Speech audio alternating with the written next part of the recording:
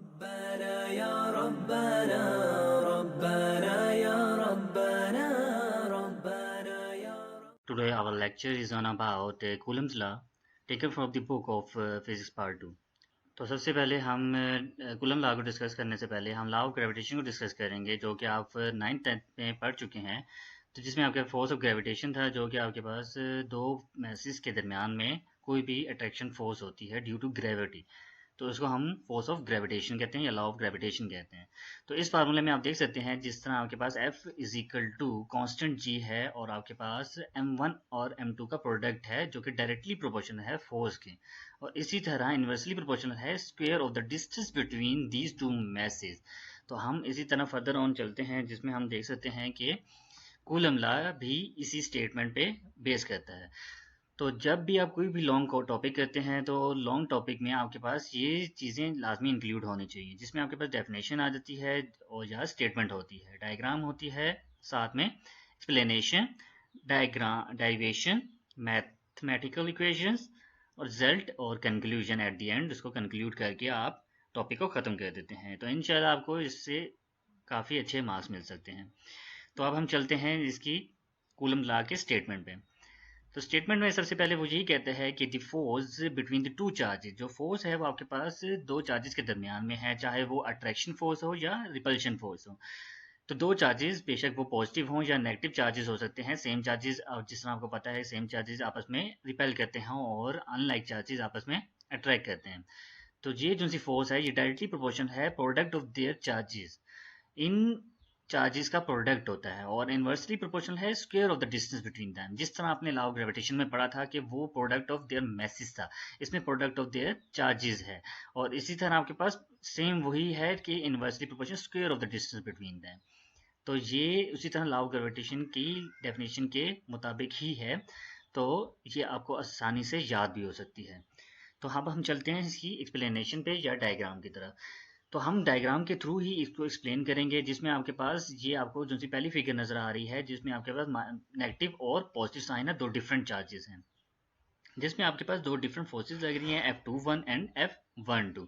तो आप देख सकते हैं Q1 जो सी फोर्स है, Q चार्ज है, वो अप्लाई कर रहा है ऑन Q2। तो इसी तरह Q2 जो सी फोर्स अप्लाई कर रहा है ऑन Q1, तो हम देख सकते हैं कि F12 है और F21 है, जो कि आपके पास अप्लाई हो रही है। इसी तरह आप अनलाइक चार्जेस देख सकते हैं, जो कि दो नेगेटिव चार्जेस हैं, Q1 एंड Q2 ही लिया गया है। तो इसमें भी आपके पास दो फोर्सेस हैं, F21 एंड F12। जो Q2 अप्लाई कर रहा है Q1 पे, वो है F21, और जो Q1 अप्लाई कर रहा है ऑन Q2, वो है आपके पास F12। तो इसी तरह आप देख सकते हैं कि इन दोनों के दरमियान में एक डिस्टेंस है, जो कि लिया जा रहा है R। तो R आपके पास जो डिस्टेंस है उसका हम स्क्वायर करते हैं, तो जो कि फोर्स के इन्वर्सली प्रोपोर्शनल होता है। तो अब हम इसकी एक्सप्लेनेशन की थोड़ा सा जानब चलते हैं, जो कि मैं आपको एक्सप्लेन कर रहा हूँ, जो कि आप नोट्स में भी लिख सकते हैं। तो जिस तरह आपके पास कंसीडर हम दो चार्जेस लेते हैं, उन दरमियान में डिस्टेंस आपके पास R12 है, उनका यूनिट वेक्टर जो सा है, जिसको डायरेक्शन के रिप्रेजेंट किया जाता है, वो आपके पास R12 हेड वेक्टर है। ठीक है। तो इसी तरह मैंने बताया था, जिस तरह कि आपके पास F12 है, वो क्या है, Q1 जो सी फोर्स अप्लाई करेगा 2 पे, तो हम पहले वो चीज़ देखते हैं जो फोर्स अप्लाई कर रहा होता है, और बाद में हम वो चीज़ लिखते हैं जो फोर्स, जिस पे फोर्स अप्लाई की जा रही होती है। तो इसी तरह F21 देखा जाए, तो उसके पास F2 मतलब 2 फोर्स अप्लाई कर रहा है, और 1 आपके पास जिस पे फोर्स अप्लाई की जा रही है। तो ये आपके पास F12 और F2 की डिस्क्रिप्शन है। तो अब हम चलते हैं इसकी डेरिवेशन की तरफ। तो डेरिवेशन में सबसे पहले आप देख सकते हैं कि आपके पास फोर्स जो सा है, कूलम फोर्स, वो आपके पास दो चार्जेस के प्रोडक्ट के डायरेक्टली प्रोपोर्शनल है, Q1 और Q2। जिस तरह आपके पास लॉ ऑफ ग्रेविटेशन था, तो इसी तरह आपके पास कूलम लॉ भी है। तो इसी तरह आपके पास कूलम लॉ इनवर्सली प्रोपोर्शनल है one of the square of the distance between them. उन दोनों में जो सा डिस्टेंस था R, वो आपके पास उसका स्क्वायर लिया जाएगा, फिर उसको इनवर्सली प्रोपोर्शन होगा फोर्स के। तो अब हम अगर इन दोनों को कंबाइन कर दिया जाए, तो ये बन जाते हैं F is proportional to Q1 Q2 over R1 2 whole square. तो इसमें आप देख सकते हैं कि हम जब भी प्रोपोर्शनलिटी साइन को इक्वलिटी साइन में कन्वर्ट करते हैं, तो हम एक कांस्टेंट यूज करते हैं। तो जो कि ये कांस्टेंट इस टॉपिक में आपके पास जो कि इस टॉपिक में आपके पास डाइलेक्ट्रिक कांस्टेंट होगा। जिस तरह आपके पास पहले यूज करते रहे हैं लॉ ऑफ ग्रेविटेशन में, वो ग्रेविटेशनल कांस्टेंट था।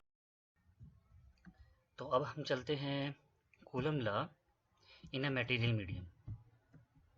ग्रेविटेशनल कांस्टेंट था और यहाँ पे आपके पास कूलम कांस्टेंट आ जाता है और डाइलेक्ट्रिक कांस्टेंट भी कहा जाता है इसे। तो अब हम फर्दर चलते हैं कांस्टेंट की तरफ। तो कांस्टेंट में आपके पास के इसको रिप्रेजेंट किया जाता है सिंबल से, और आपके पास के की वैल्यू आ जाती है equal to 1/4 pi epsilon not. तो एप्सिलॉन नॉट की वैल्यू आपके पास फिक्स होती है, जो कि एयर और मीडियम, एयर और वैक्यूम की होती है। तो अगर डिफरेंट मटेरियल यूज करेंगे वो हम फर्दर आगे एक्सप्लेन कर देंगे कि डिफरेंट मटेरियल के लिए हमें क्या करना पड़ेगा। तो अगर एयर और मीडियम, एयर और वैक्यूम प्रेजेंट होगा तो हम क्या करेंगे, एप्सिलॉन की वैल्यू 8.87 इंटू 10⁻12 पुट करेंगे, और आपके पास फोर्स का नया फार्मूला आ जाएगा FC इज इक्वल टू, मतलब FC मतलब F coulomb, force of coulomb equal to 1/4 pi epsilon not, तो into Q1 Q2 over R square, जो कि आपके पास फाइनल रिजल्ट आ रहा है। तो आगे हम चलते हैं इसके रिलेशनशिप पे कि आपके पास फोर्स 1 2 और फोर्स 2 1 में क्या रिलेशनशिप पाया जाता है। जिस तरह कि मैंने पहले बताया था कि फोर्स 1 2 और फोर्स 2 1 का मतलब क्या है, तो मैं दोबारा बताता चलता हूँ कि F12 जो सा है वो Q1 के फोर्स जो अप्लाई कर रहा है ऑन Q2, तो F21 ऐसी फोर्स होगी जो आपके पास 2 अप्लाई कर रहा है ऑन Q1। हम पहले जो लेटर लिखते हैं, मतलब जो पहले वेरिएबल नंबर यूज किया जाता है 1 जिस तरह यूज किया जा रहा है, तो वो आपके पास अप्लाई करने वाली फोर्स होती है, और जो इस पे अप्लाई की जा रही होती है वो बाद में देखते हैं। जिस तरह 1 है आपके पास वो अप्लाई कर रहा है और 2 पे अप्लाई की जा रही है। तो इसी तरह हम फर्दर चलते हैं कि F21 और F12 में रिलेशनशिप क्या है। तो जिस तरह मैं आगे बता चुका हूँ कि आपको बता रहा हूँ कि आपके पास इन दोनों की फोर्सेस डिफरेंट होती है और ऑपोजिट डायरेक्शन में होती है, तो जिसकी वजह से हम इसमें नेगेटिव साइन यूज करते हैं। तो आपको बताता हूँ कि जब भी हम फिजिक्स में नेगेटिव साइन यूज करते हैं तो वो डायरेक्शन के लिए यूज किया जाता है, ना कि किसी और मकसद के लिए यूज किया जाता है। तो इक्वेशन में जब भी नेगेटिव साइन आ रहा है तो वो डायरेक्शन के लिए यूज किया जाता है। तो हम देख सकते हैं कि इनमें फोर्सेज की डायरेक्शन ऑपोजिट है, जिसकी वजह से हम एक फोर्स के साथ नेगेटिव साइन लगा देते हैं। तो आपके पास इनके फार्मूले हम पुट करते हैं F12 के और F21 के, तो हमारे पास ये रिजल्ट आ जाता है, जिसमें आप देख सकते हैं कि ये सारा फैक्टर और ये सारा फैक्टर आपके पास में इक्वल है। तो हम इन दोनों को कैंसिल कर सकते हैं बाय मैथमेटिकल रूल। तो आप देख सकते हैं कि इनमें एट द एंड रिजल्ट आता है unit vector 1 2 equal to minus unit vector 2 1। तो आप देख सकते हैं कि एट द एंड हमारे पास रिजल्ट भी यही निकला कि आपके पास इन दोनों की डायरेक्शन ऑपोजिट होती है, और यूनिट वेक्टर हमेशा डायरेक्शन के लिए ही हम यूज करते हैं। तो फर्दर ऑन हम आगे चलते हैं, तो आपके पास फाइनल रिजल्ट आ जाता है। फाइनल रिजल्ट में हम देख सकते हैं कि F12 और F21 में क्या डिफरेंस है। तो F12 और 21 में माइनस का डिफरेंस है, और इनमें सेम मैग्नीट्यूड होता है लेकिन ऑपोजिट डायरेक्शन होती है। तो इसमें आप एक चीज़ इंक्लूड कर सकते हैं कि आपके पास फोर्सेस डिपेंड किस पे करती हैं, ये कूलम फोर्स किस किस फैक्टर्स पे डिपेंड कर रही होती है। ये फैक्टर्स आपके पास इस फार्मूले से देखे जा सकते हैं, जो कि आपके पास Q1 और Q2 है, दोनों चार्जेस पे डिपेंड कर रही है, और आपके पास इन दोनों के डिस्टेंस पे डिपेंड कर रही है। जितना डिस्टेंस बढ़ता जाएगा उतनी ही फोर्स कम होती जाएगी, जितने चार्जेस के अमाउंट बढ़ती जाएगी उतना ही फोर्स ज़्यादा होती जाएगी। तो आप देख सकते हैं कि ये दो फैक्टर हैं, और तीसरा फैक्टर आपके पास डायरेक्ट्रिक कांस्टेंट पाया जा रहा है, जिसको हम एप्सिलॉन नॉट रिप्रेजेंट कर चुके हैं पहले। तो इसमें सबसे पहले हम देखेंगे कि आपके पास, जिस तरह हमने पहले ही बताया है कि आपके पास जो मीडियम अभी पहले यूज़ कर चुके हैं हम, वो एयर और वैक्यूम था।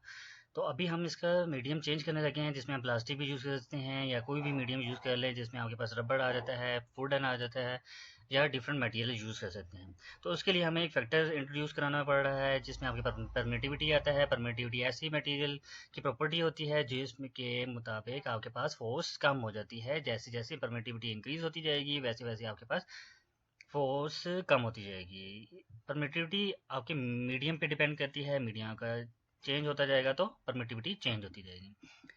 तो अब हम चलते हैं इसके दूसरे फैक्टर की तरफ, जो कि आपके पास आता है रिलेटिव परमिटिविटी। रिलेटिव परमिटिविटी क्या होती है, आपके नाम से पता चल रहा है, रिलेट करना, किसी चीज़ के साथ रिलेट करना। तो हम एयर और वैक्यूम के साथ किसी भी मीडियम की फोर्स को रिलेट करते हैं आपस में एक दूसरे के साथ, तो आपके पास ये रिलेटिव परमिटिविटी हो जाती है। तो आपके पास रिलेटिव परमिटिविटी का फार्मूला है epsilon r equal to epsilon of medium divided by epsilon not, मतलब एयर और वैक्यूम का। तो एप्सिलॉन नॉट जो है रिलेटिव परमिटिविटी है, एप्सिलॉन जो है वो आपके पास किसी भी मीडियम की परमिटिविटी है, एप्सिलॉन नॉट जो है वो आपके पास किसी भी एयर या वैक्यूम की परमिटिविटी है, जो कि इन दोनों चार्जेस के दरमियान में पाई जाती है मटेरियल, वो आपके पास मीडियम कहलाता है। ये कुछ आपके पास मटेरियल मीडियम या रिलेटिव परमिटिविटी दी गई है, जिसमें आपके पास 6.5 हाईएस्ट है, और जैसा कि आप देख सकते हैं वैक्यूम और एयर की दोनों की बराबर है तकरीबन, तो वैक्यूम की और एयर की है 1.1।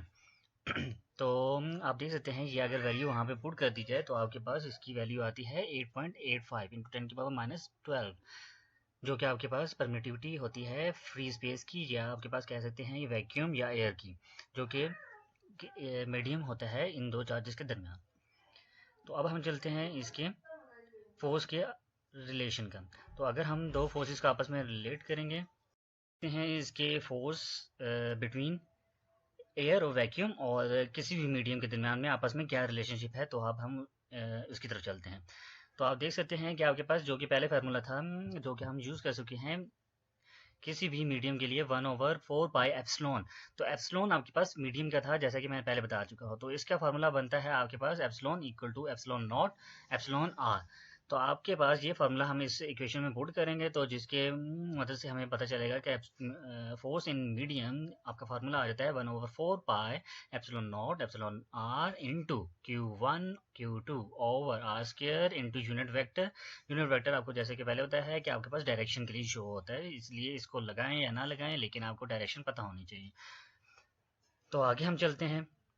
तो इसमें हम देख सकते हैं कि आपके पास वैक्यूम और इन दोनों में क्या फ़र्क डिफरेंस पाया जा रहा है, जिसमें आपके पास एप्सिलॉन आर मीडियम में एक्स्ट्रा आ रहा है। तो जिसमें आप देख सकते हैं इस इक्वेशन में और इस इक्वेशन में एप्सिलॉन आर एक्स्ट्रा है। तो आपके पास इन दोनों का आपस में रिलेशनशिप कैसे बनता है, F medium equal to F vacuum over epsilon are. तो हम देख सकते हैं कि अगर हम इन दोनों फोर्सेस को आपस में रिलेट करें तो आपके पास इन दोनों की रिलेशनशिप ऐसे शो होगा, जिसमें आपके पास एफ मीडियम जो सही इक्वल होगा F vacuum over epsilon are. तो ये आपको वैक्यूम की फोर्स मिली हो और आपके पास एप्सिलॉन आर भी गिवन हो, तो आप किसी भी मीडियम में उसकी फोर्स मालूम कर सकते हैं। उम्मीद है कि आपको ये लेक्चर अच्छे से समझ आया होगा। मज़ीद मालूमात के लिए कमेंट करें। Thank you. ربنا يا ربنا، ربنا يا رب